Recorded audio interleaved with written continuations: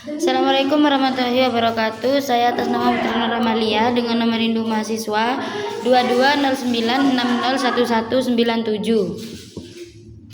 Untuk video kali ini saya akan menjelaskan tentang ibtida al-qiraah dalam tajwid.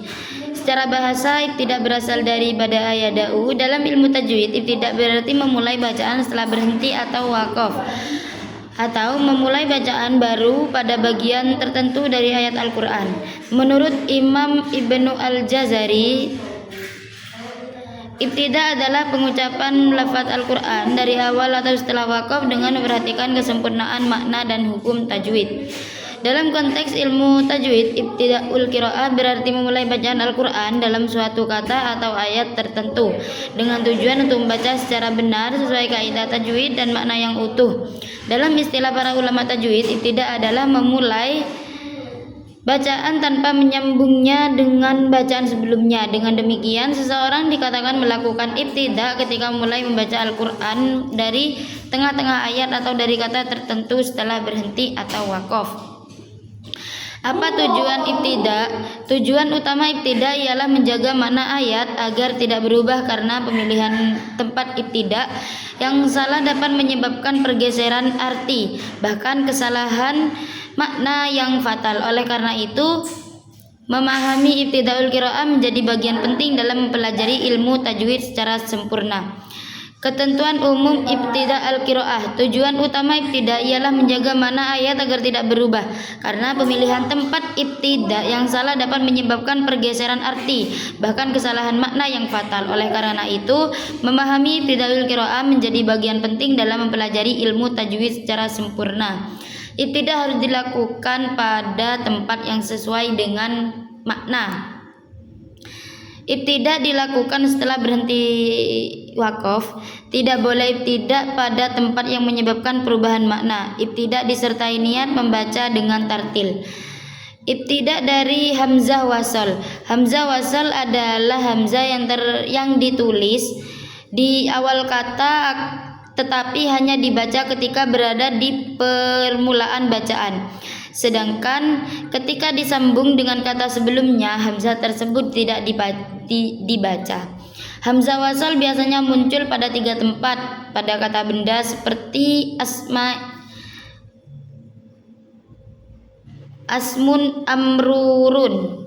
Pada kata kerja seperti asbir, asrib, akro. Pada kata sandang, al-kitabu.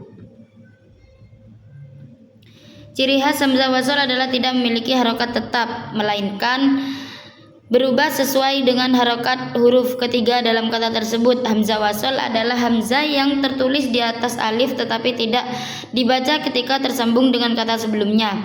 Namun, hamzah ini dibaca ketika ibtida atau ketika memulai bacaan dari kata tersebut. Aturan bacaan hamzah wasal saat ibtida. 1. Pada kata benda atau isim, hamzah wasal dibaca kasrah, misalnya ismuhu. Pada kata kerja fiil bentuk perintah atau lampau 5 huruf, hamzah wasal dibaca fathah, misalnya idhab. Pada kata kerja 6 huruf, hamzah wasal dibaca dhammah, misalnya astaghfir. Pada kata sandang, al-hamzah wasal dibaca fathah, misalnya al-kitabu.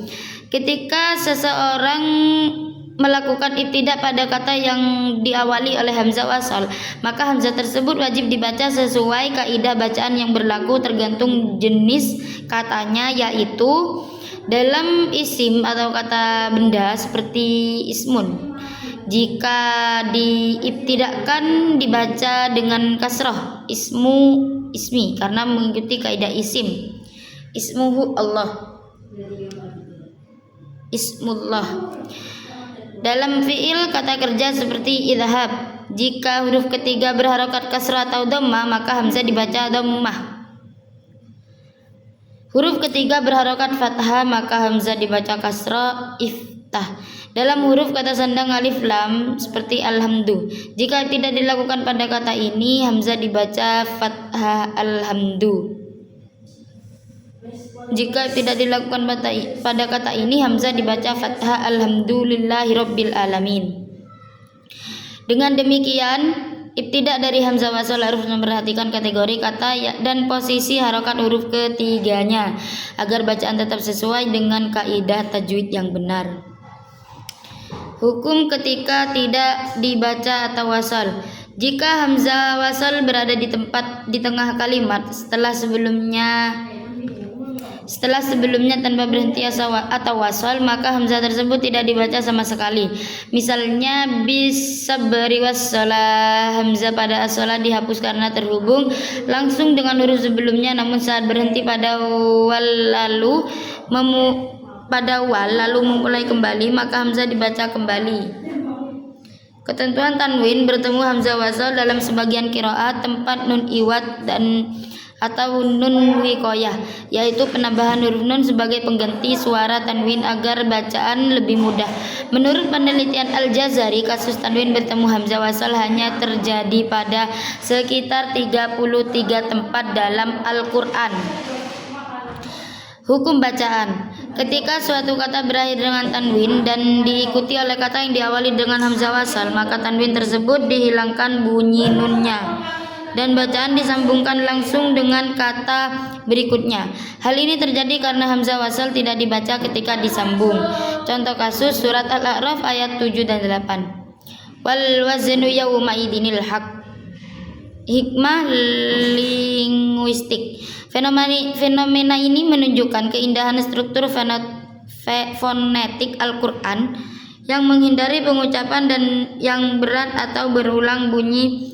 Penghilangan tanwin di depan hamzah wasal menjaga kelancaran dan kefasihan bacaan sesuai prinsip tartil dan tahqiq dalam tajwid. Terima kasih. Hanya itu saja yang dapat saya sampaikan. Wassalamualaikum warahmatullahi wabarakatuh.